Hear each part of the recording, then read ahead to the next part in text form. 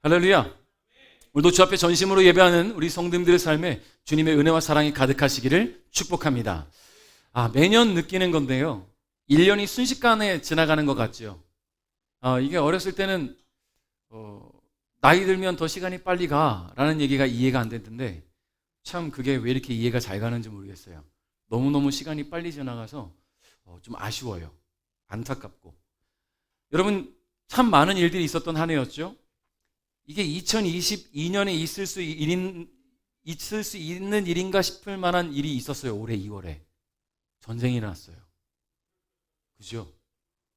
역사 속에서만 존재할 것만 같던 일들이 올해 있었습니다. 러시아가 우크라이나를 침공하면서 전쟁이 벌어졌어요. 이런 걸 보면서 전쟁으로 고통받는 사람들의 그 슬픔과 아픔을 우리는 TV로나마 보면서 21세기에 어떻게 이런 슬픔을 겪을 수가 있을까? 그들도 우리와 똑같이 매일매일 살고 있었는데 갑자기 터전을 잃고 집을 잃고 피난 가야 하는 일들이 있었다는 것. 너무나 안타까웠죠?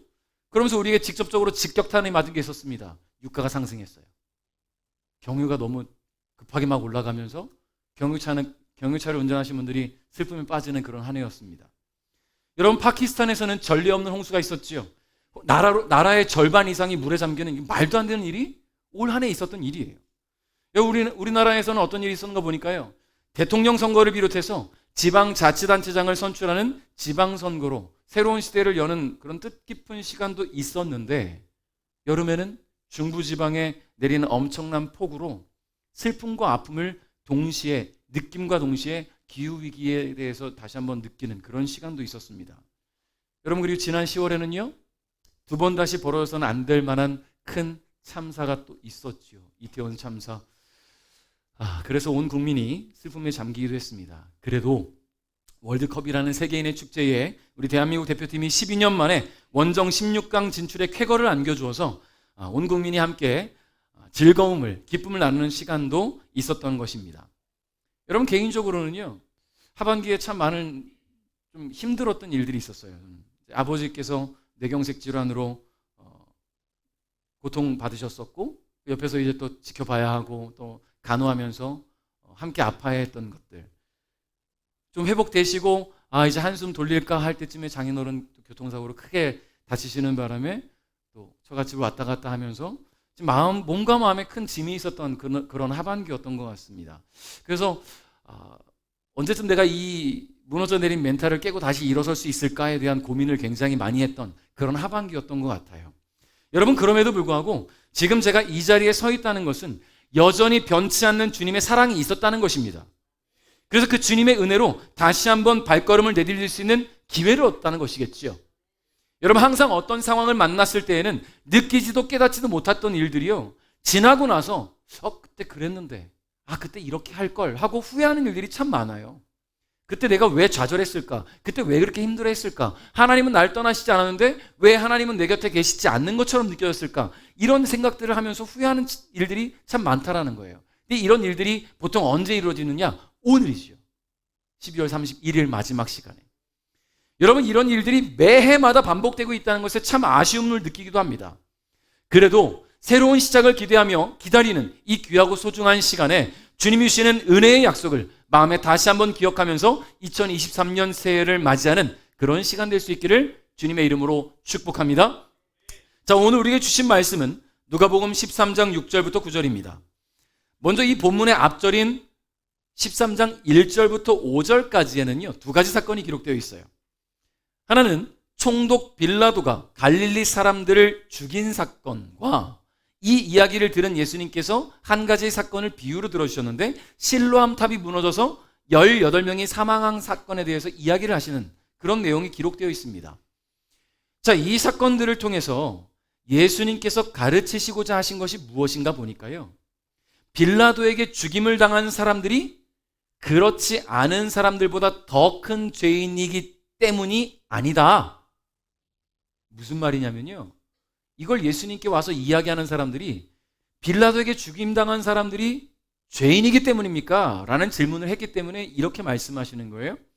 그리고 예수님께서 말씀하시는 탑이 무너져 죽은 18명, 이 사람들에 대해서도 예수님 설명하시는 것이 이 18명이 죽지 않은 다른 사람들보다 더 악한 죄인이기 때문이 아니라 모든 사람이 죄인이며 회개하지 않는 자는 결국 멸망을 피하지 못할 것이라는 회개를 촉구하는 경고의 말씀이 13장 1절부터 5절까지에 기록이 되어 있어요. 자, 그리고 나서 오늘 본문인 6절부터 9절까지에는 한 가지 비유를 또 들어주시는데 열매 맺지 못하는 나무에 대한 비유를 전해주고 계십니다. 자, 오늘 우리는 이 비유의 말씀을 통해 주님 뜻에 합당한 삶을 살아가는 2023년이 되기를 소망하면서 우리 말씀을 함께 나누고자 합니다. 자, 6절 상반절을 한번 함께 읽어보겠습니다.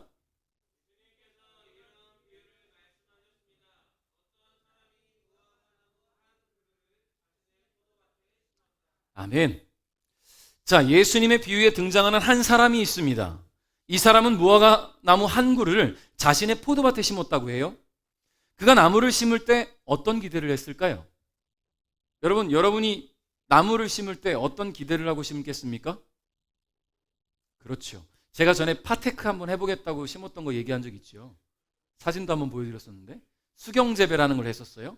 그 커피컵에다가 물 넣고 파 넣고 한 3번 정도 잘라 먹었는데 그 뒤로 그냥 다 잘라서 해 먹어 버렸어요. 왜 그러냐면 이게 오래 있으니까 물에 들어가 있는 파 부분이 물러서 흐물흐물해지고 그러다 보니까 영양분이 잘 공급이 안 됐는지 파가 맵지가 않아요. 파 맛이 안 나는 거야.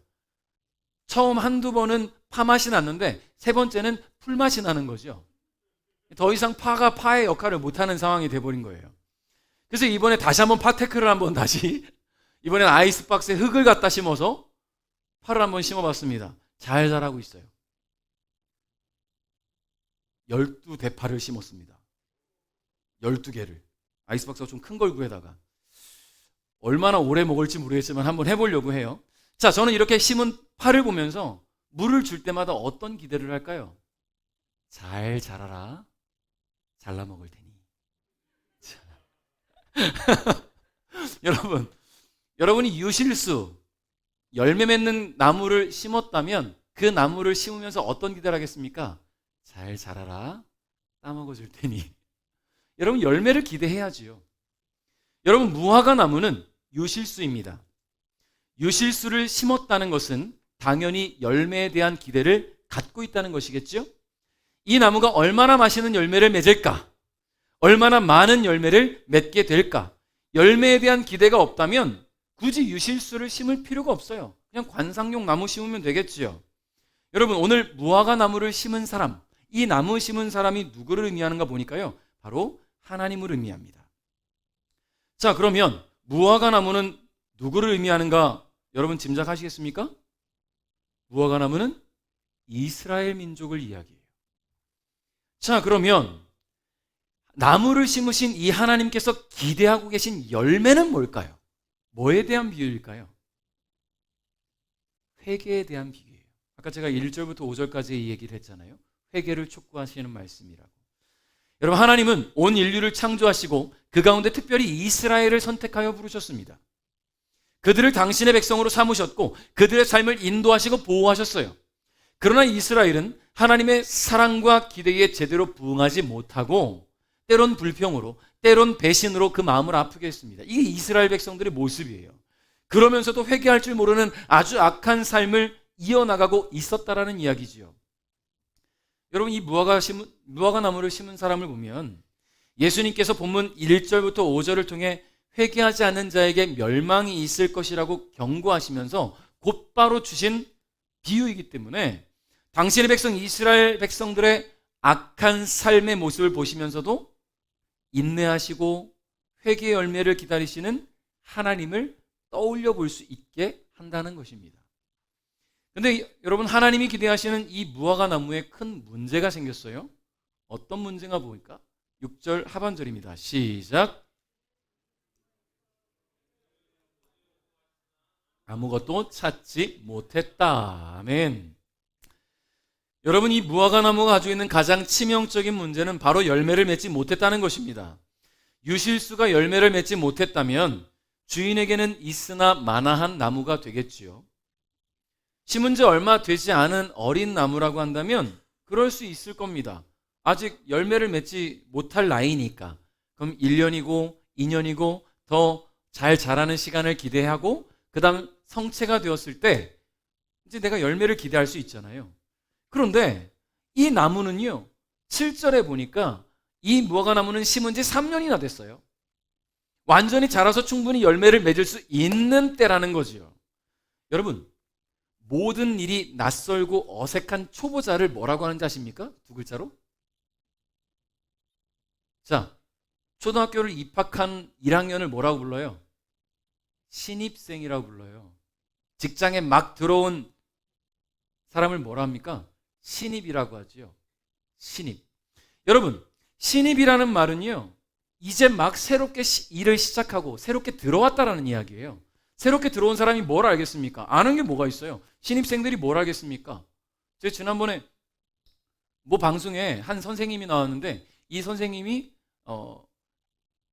이제 2학년, 초등학교 2학년에 올라간 학생들로 하여금 1학년 아이들에게 학교 생활에 대해서 알려주는 글을 쓰게 하고 그걸 책으로 내갖고 1학년 학생들, 새로운 신입생들에게 2학년 선배가 전하는 편지를 전해주게 했던 걸 본 적이 있어요. 여러분, 2학년짜리가 바라보는 1학년의 생활은 이러했다. 여러분, 어른들이 알려준 것과 다른 거예요. 그게 진짜죠. 선생님들이 아무리 알려줘도 이 아이들이 직접 겪은 게 진짜 아닙니까? 그러니까 제대로 된 것을 알려줄 수 있었을 겁니다. 여러분, 신입은 용서가 돼요. 회사에 이제 막 입사한 신입은요, 이제 배워나가는 단계니까 실수가 용납이 돼요. 뭐 한 번, 두 번, 뭐 세 번, 네 번 봐줄 수 있어요. 아니, 실수 이해할 수 있죠. 신입이니까. 그런데 1년이 지나고 2년이 지나면 더 이상 신입이라 부르지 않아요. 2년만 지나도 경력이에요. 경력 이제는. 여러분, 경력이 쌓일 만큼 시간이 지났기 때문에 더 이상 신입이라 부르지 않는데 신입이나 저지를 수 있는 그런 실수를 저지른다면 여러분, 그를 어떻게 용서하겠습니까? 그때는 심할서가 내려가겠죠. 실수에 대해서 책임을 져야 되는 거예요. 더 이상의 배려는 기대할 수 없을 겁니다. 여러분, 열매를 맺어야 하는 나무가 열매를 맺지 못하고 있다면 과연 그 나무의 운명은 어떻게 될까? 7절 한번 읽어볼까요? 시작. 그 사람이 포도원을 돌보는 종에게 말했다. 내가 3년 동안 이 무화과 나무에서 열매를 찾았는데 이 나무를 찍어버려라. 무엇 때문에 땅만 차지하게 하느냐? 아멘. 여러분, 그렇습니다. 열매도 맺지 못하는 나무 때문에 아까운 땅만 버려둘 수 없지요. 차라리 이 나무는 잘라버리는 게 상책이에요. 무려 3년 동안이나 기다렸음에도 불구하고 열매를 맺지 못하고 있으니 그냥 내버려두기에는 그 나무를 심어놓은 땅이 너무나 아까운 걸 거예요. 차라리 포도나무나 사과나무 같은 다른 나무를 심어서 다른 열매를 기대하는 편이 빠를 겁니다. 아니면 유실수 말고 그냥 관상용 나무, 아름다운 꽃나무를 심어서 그 아름다운 꽃을 보는 게 낫지 않겠어요? 여러분, 모든 것은 존재의 목적이 있잖아요. 그 목적에 합당하게 이용이 되어야 됩니다. 존재의 목적대로 사용될 수 없다면 다른 목적으로 사용될 때도 있겠지만 여러분, 그것은 그 존재의 목적은 아니에요. 여러분, 열매 맺지 못하는 이 무화과 나무는 다른 목적으로 쓰일 겁니다. 어떤 목적으로요? 땔감으로요. 땔감으로. 아니면 아이들이 칼싸움하는 나무까지 막대기 정도? 그 정도로 되겠죠. 여러분, 땔감이 되든 칼싸움하는 나무가 되든 이 나무는 더 이상 생명이 없어요. 죽음을 당하게 된다는 이야기입니다. 자, 여러분, 무화과 나무는 이스라엘 민족을 의미한다고 말씀드렸습니다. 그리고 나무가 맺지 못하는 열매는 회개라고 말씀을 드렸는데 이것을 회개하지 않은 이스라엘 민족에게만 초점을 맞춰서는 안 됩니다. 왜냐하면 이 말씀은 오늘을 살아가고 있는 우리에게도 동일하게 주어진 말씀이기 때문입니다. 다시 말해서 무화과 나무는 오늘 저와 여러분을 뜻하는 거예요. 우리 역시 이스라엘처럼 회개의 열매를 맺지 않고 하나님께서 창조하신 목적에 따라 살아가지 않으면 주인이신 하나님 아버지 보시기에 골칫거리가 될 것이고 결국 잘라져 버리게 될 것이라는 말입니다. 성도 여러분, 창조주이신 하나님 보시기에 목적에 합당한 삶을 살아가고 계십니까? 열매는 주인에게 기쁨이 됨과 동시에 나무에게는 살아갈 기회가 돼요. 주인에게는 기쁨이, 나무에게는 기회. 그러니 열매를 맺는 것은 소임과 수고를 다했다고 마무리하는 끝이 아니라 다시 살아가는 시작이 된다는 이야기입니다. 그러므로 회개 열매를 시작으로 주님이 주시는 사회 소망과 기회를 얻으시기를 주님의 이름으로 축복합니다. 8절 읽겠습니다. 종이 주인에게 대답했다. 주인님, 올해만 그냥 놔두십시오. 제가 나무 주위에 고랑을 파고 거름을 주겠습니다. 아멘. 3년 동안 아무런 열매도 기대할 수 없었던 이 무화과 나무는요, 예정대로라면 주인의 계획대로 잘라버려야 되는 겁니다. 그러나 이 나무는 너무나도 운 좋게 살 기회를 얻게 되었어요.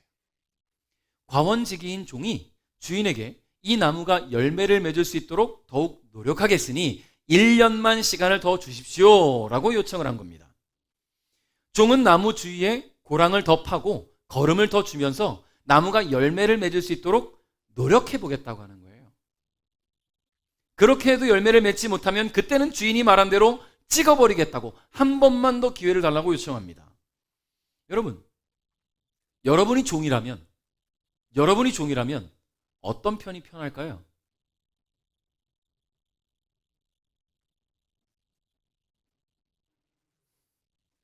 종은 시키는 대로 하는 게 제일 편한가요? 근데 저 같으면요, 그냥 그게 시키는 대로구나. 그냥 잘라버리고 나무 새로 심는 게 더 빨라요. 그렇잖아요. 그 1년의 시간을 벌어서 이게 열매를 맺게 하려고 막 무던한 애쓰고 노력하고, 물론 1년이라는 시간을 얻었지만 그 1년 후에 열매 없으면 잘라버리기로 약속은 했지만 열매를 맺게 하기 위한 노력을 계속 해야 되잖아요. 대충 할 수도 없습니다. 주인과 약속을 했으니까. 그럼 얼마나 힘든 일이에요. 왜 종은 굳이 그런 노력과 헌신을 마다하지 않았을까? 이 종이 누구에 대한 비유인가 보니까요, 바로 예수님을 의미하기 때문입니다. 예수님은 단순히 열매 맺지 못해서 잘라버려야 할 이 나무로 이스라엘을 생각하지 않으셨습니다. 그분은 회개하지 않고 하나님을 배신하며 등 돌리는 그런 이스라엘일지라도 여전히 하나님 백성이고 하나님 나라의 진정한 의의 열매를 맺어야 할 하나님의 사람이라고 여겼다라는 거예요. 잘라버려야 할 나무라고 생각하지 않았어요, 이 이스라엘을. 그러니 버리실 수가 없는 것이지요. 변함없는 하나님의 사랑을 시험이라도 하듯 이스라엘은 끊임없이 하나님을 배신하고 불평과 불만으로 하나님 마음을 아프게 했습니다. 그런 이스라엘의 모습은 세상 가운데 속하고 이 세상 속에 살아가면서 하나님의 사랑을 잊어버리는 저와 여러분의 모습 같아요. 너무나 자주 그러지 않습니까? 근데 우리 예수님은요, 하나님의 백성들이 회개하지 않아서 그대로 잘라버려지게 되는 것을 원치 않으셨습니다. 하나님은 회개하지 않은 당신의 백성들을 심판하려 하셨지만 예수님의 중재로 말미암아 기회를 얻게 되었다는 거예요. 우리 9절 한번 읽어봅니다. 9절 시작. 만일 내년에 열매를 맺으면 놔두시고 열매를 맺지 못한다면 베어버리십시오. 아멘. 예수님은 3년 동안 열매 맺지 못한 이 무화과 나무에게 주인이 다시 한번 기회를 주셨으면 하는 이 과원지기의 심정으로 이스라엘에게 기회를 주셨는데요. 단 한 번의 기회만을 주셨을까? 여러분, 성경을 보면요, 예수님은 한 번만 기회를 주지 않았어요. 그분의 구원 사역 기간 동안 이스라엘 백성들에게 계속해서 기회를 주셨습니다. 예수님의 비유의 말씀은 여기서 끝나요.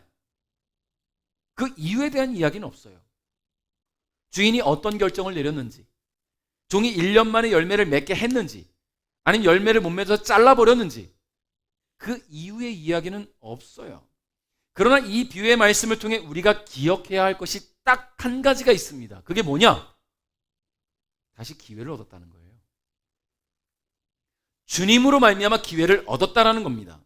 단 한 번의 기회가 아니라 계속해서 기회를 주시는 주님이 내게 찾아오셨다라는 이야기예요. 그러니 이제 우리는 결단해야 합니다. 다시 얻은 이 기회를 놓치지 않고 회개의 열매를 맺고 주님이 기뻐하시는 삶, 주님이 창조하신 목적에 합당한 삶을 살아갈 것을 다시 한번 결단하시기를 주님의 이름으로 축복합니다. 말씀을 맺겠습니다. 회개는 하나님의 백성들이 맺어야 할 가장 중요한 열매입니다. 여러분, 그런데 회개 열매는요, 시작에 불과해요. 지난날의 죄악과 하나님 마음을 아프게 했던 날들에 대한 회개를 시작으로 우리는 신앙과 삶의 변화와 함께 더 많은 열매를 맺어야 될 줄 믿습니다. 회개 열매를 맺은 사람은 예배로 그 열매를 이어갈 수 있어요. 예배의 열매를 맺어가는 사람은요, 기도와 찬양의 열매로 쌓아져 가게 됩니다. 그리고 그것은 복음의 열매로 자라가게 되죠. 결국 우리는 창조주 하나님께서 기뻐하시는 대로 주님의 영광을 위해 살아가면서 이 땅 가운데 여전히 주님을 알지 못하고 죽어가는 수많은 영혼들에게 복음을 전하여 열매를 맺어야 하는 것입니다. 이 시간 2022년 한 해 동안 열매 맺지 못했던 지난 시간들을 우리 모두 회개하면서 2022년 23년 새해에는 죽어가는 영혼들을 위한 복음의 열매를 맺기 위해 우리 주님 손 꼭 잡고 함께 걸어가는 우리 베델가족 여러분 되시기를 주님의 이름으로 축복합니다.